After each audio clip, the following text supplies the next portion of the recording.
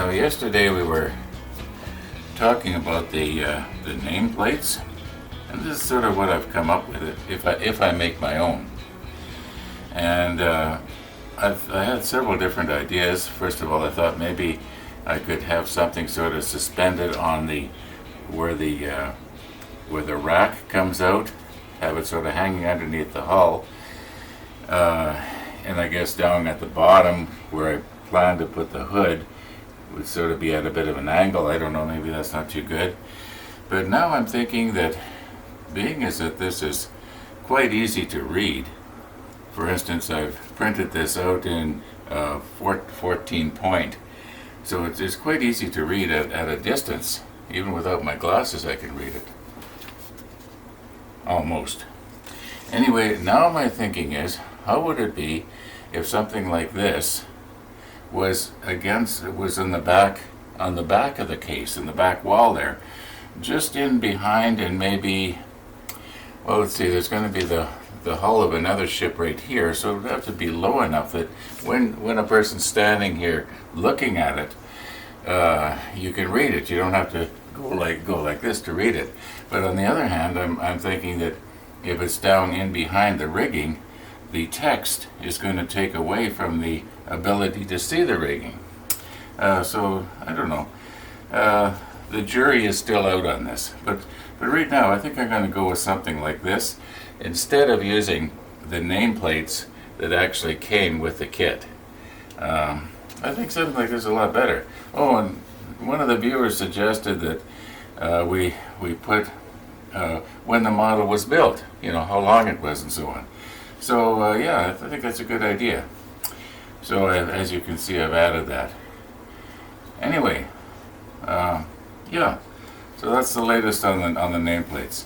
But today I want to talk about clear coat. Got quite a few comments over the last few months about clear coating, and there was 3 or 4 in just this last episode. And so I want to do a little bit of a test here. My personal opinion is clear coating is overrated. But that's my opinion. What do I know? I'm just doing this for fun. I'm not a professional model builder. So maybe I'm wrong. I've been wrong before. I recently received a photo from one of the viewers, and he was very proud of his model of the hood. And this is the caption that he put under it. Yes, I'm jealous. Oh, by the way, I blurred out your face because I didn't know if you wanted to be recognized or not. Anyway, thanks for sending the photo. Okay, at this very moment, that is the exact time in Winnipeg. So in other words, Cellar Dweller should have been open for about 45 minutes. Are they going to receive their shipment?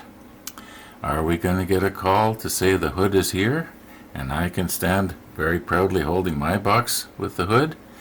Anyway, here's my thinking. I'm using this frog tape because I'm told it doesn't remove the paint. So what we're going to do is we're going to use this thing here that we painted up yesterday. Why not? It should be dry now. Okay, I'm sorry to be getting my hands in your way. No, I'm not going to press this down real hard because all it has to do is just, yeah. All right, now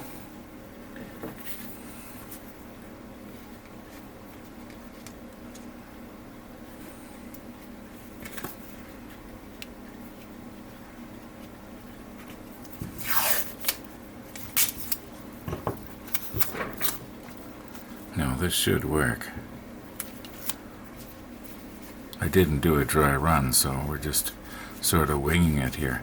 Now the idea is I should be able to paint one side with the clear and the other side with the flat clear, and we'll just see what the difference is going to be. Then of course we can remove this tape here, and we'll have the bare the bare paint, and we'll be able to move in nice and close, probably with the super macro. Why not? Okay, let's set up and do that. Okay, we may as well do the flat clear first because I've just shaken it up in the paint shaker and don't want it to settle any more than it has to here.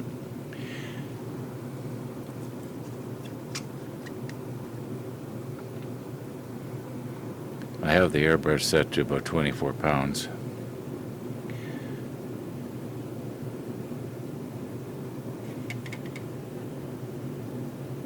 That looks kind of thick.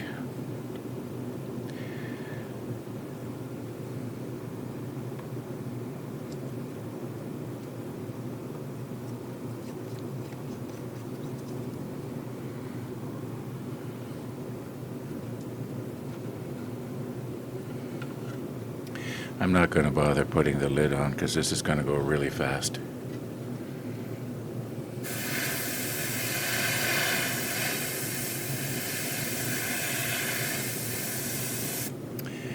You know what? I'm not getting anything out of here.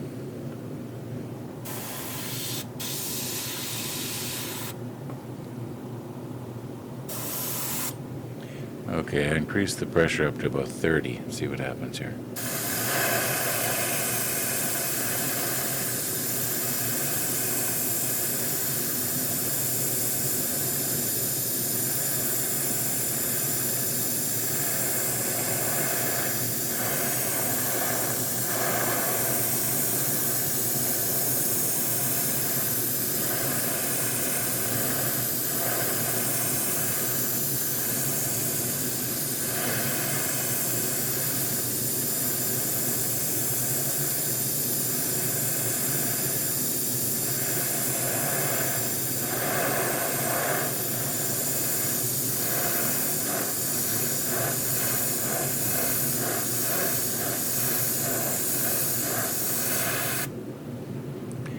I wonder what that white stuff is I see forming on there. If I hold it just right to the light, I could actually see a little bit of a shine. I know I was putting it on. I could see it coming out of the nozzle pretty good.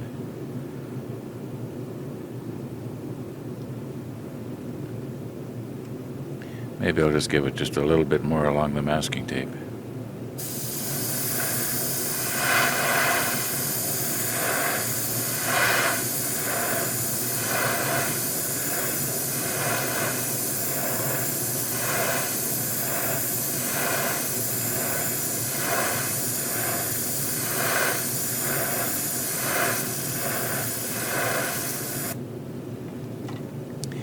Well, I know it's on there nice and thick. I'm going to just shut everything down here now and clean out the airbrush.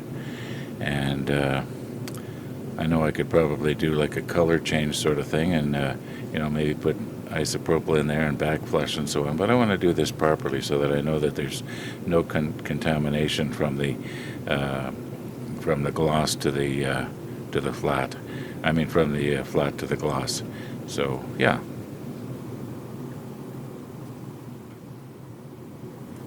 Okay, I did choose to just backflush. I didn't completely disassemble the airbrush like I usually do.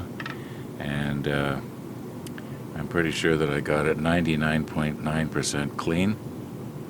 There shouldn't be any cross-contamination here.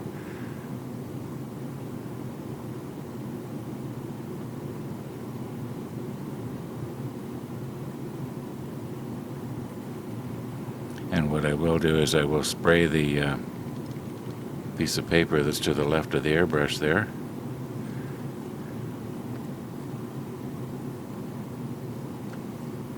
Just to make sure that everything is flushed clean in the airbrush and just pure clear. And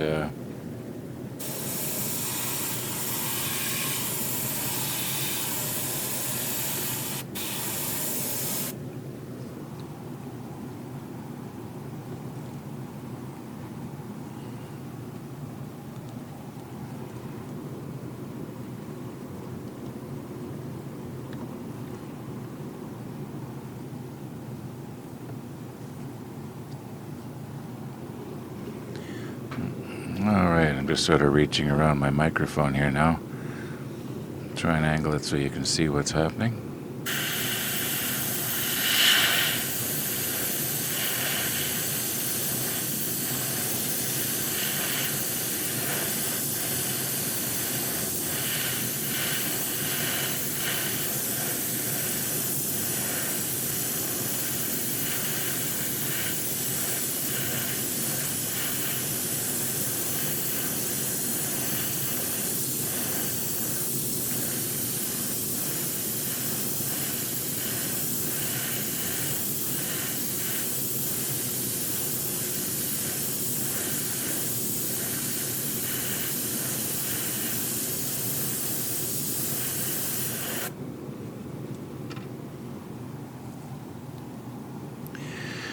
Okay, we'll clean up everything and then let it dry, and we'll have a nice close look.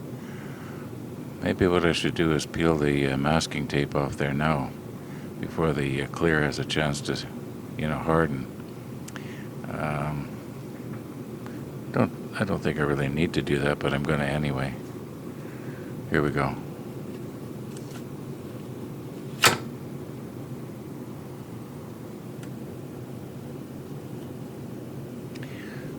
Looks like it got underneath there. I guess I didn't have the masking tape down as good as I should have.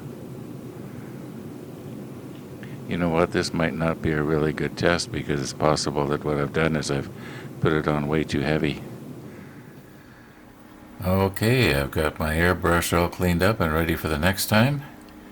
It's just a little bit after 12. I think we'll let this dry for a while. And then we'll move in, take a close look. Yeah, you can see the difference there between the gloss and the flat, if you get the light just right. We'll look at it closer in a few minutes.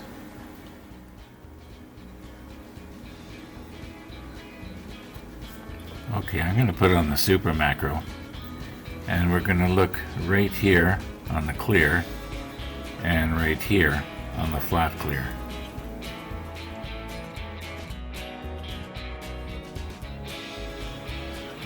Okay, now let's move over to the flat clear.